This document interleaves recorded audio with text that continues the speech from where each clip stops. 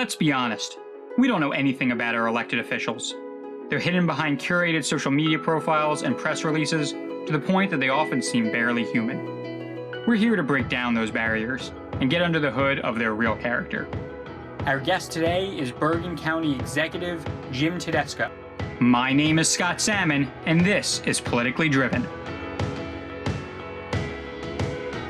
It's one of the things I do. I mean, people yell at me all the time about watching the news, and I'm this news hound. Right.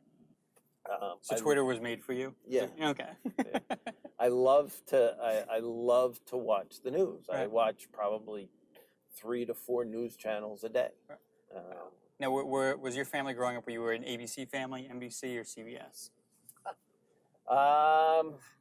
Geez, that's interesting. I probably would say we were probably more WOR or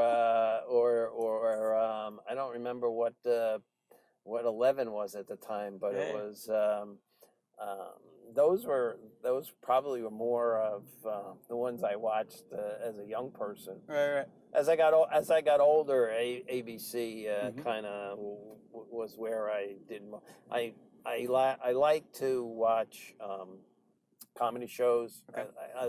I like to not have to concentrate, Right. not have to. You can shut your brain off for a while. Yep. And just sit and laugh. Now, when you say comedy shows, do you mean like stand-up comedy or just funny shows? No, like a Honeymooners kind of thing? Yeah, Okay. I was. Yep. And did you watch the Honeymooners? I do. Okay. I've watched many repeats.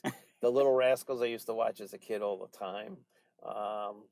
Yeah, and one, the Last Man Standing. Mm-hmm. You know that, and a lot of them are live audience, Right, and I like that too. But I'm just more of a lighthearted type guy. Yeah, fair enough. As I got older, Right. I would know and have met the people that my father talked about and was able to relate to him. And part of the story is that we bought the former mayor Fred Galda's house. So how ironic that we would buy his house when he became a Superior Court judge. Right. Moved out of town. We bought the house, and then later on, I would become the mayor of the same town. Now, when you were growing up, you were saying it was not particularly political family, except in a limited degree. Do you guys discuss politics at the dinner table? Did we? Yeah. Well, yes. Mm-hmm. My father quite often would come home and talk about the municipal government, what was happening in Paramus and things like that. So while I didn't engage very much with him, he did talk a lot about that with my mother. So you said you have a brother. Yep. You said he's a veteran. Yep. What's his name? Richard. Okay. Tedesco. And do you guys have nicknames for each other? I'm not sure that I want to divulge my nickname or his nickname. Okay. It's quite comical. Okay, fair enough. So. Do you remember what your first memory was that had to do with politics? Is there do you have any specific memories of that? Actually, the assassination of John F. Kennedy was probably the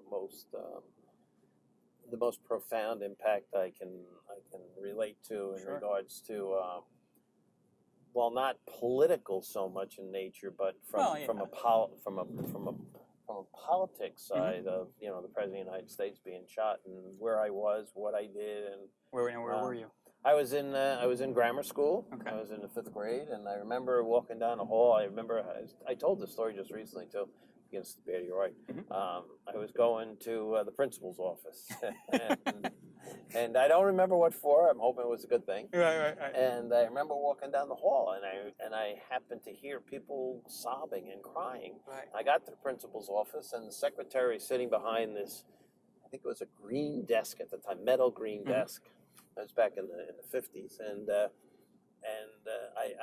you make a right at the light, and I just didn't understand what was going on, and then I heard her say to somebody, "The president's been shot. The president's been shot." And I kind of just, here I am, a 5th grader. I'm just standing there and listening, and I remember the principal coming out of his office and saying, "Get everybody back to the classrooms. And I remember walking down, and the building was a very old building, built back away in the early 20s, and it had old wooden plank flooring. I can remember just kind of looking down at the plank flooring and walking back to the classroom, and hearing the murmur through the open doors, and in some cases still people crying. And then the principal made the announcement that the president of the United States had been shot. Wow. Should I go straight here? You can make a right, Okay. and so you can see the backside of the courthouse. So this is where, and the dome. This is the dome of the county seat. That's And awesome. it's a beautiful building. We're doing an $80 million restoration. That's the old jail. You can actually see the beauty of that. And this is the new. This is our new building, to Bergen County Plaza. We just completed it about 2 years ago. So you guys are totally renovating this whole area then? Yes. Okay. Yes. Now I gotta imagine every firefighter has at least a couple war stories that you pass around. You tell those things.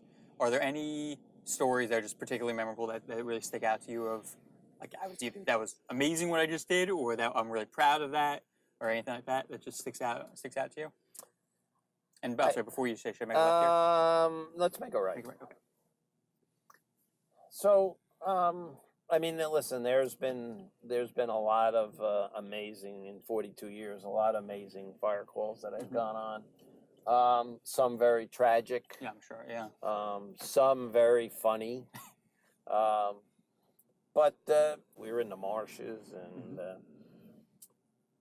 bunch of firefighters, along with myself, were going through the marshes trying to combat this fire. And I mean, you would be sinking you'd be sinking up to your knees, and you couldn't walk. And back then it was just, you just have you had rubber boots and a turnout coat. But remember, all of a sudden, thinking, we're short one guy. Where the hell did he go? And we're looking around, and he had fallen, and it was so soft that when he fell with his knees, and then he got sunk into the mud, and he was up to the muck, up to about his shoulders. Yeah. And all of a sudden we hear this, help, help.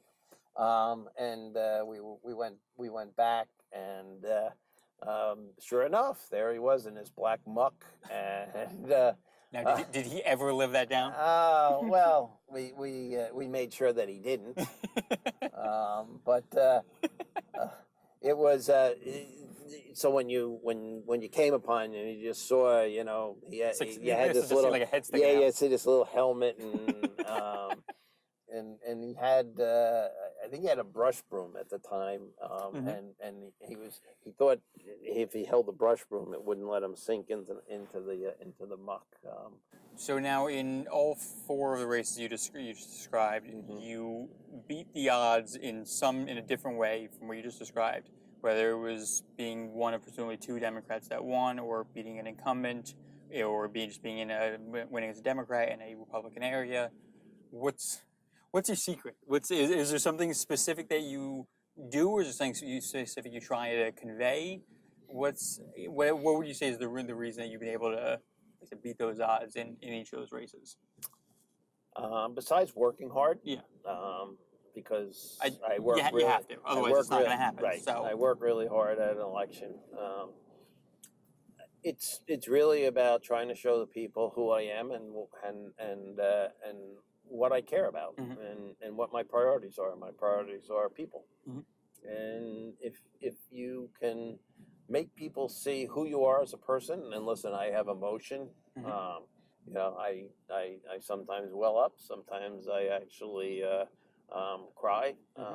But I also, when there is a crisis, I'm also probably the one or two people that you want to be there when that's happening, because that's what my background is. That's what my makeup is.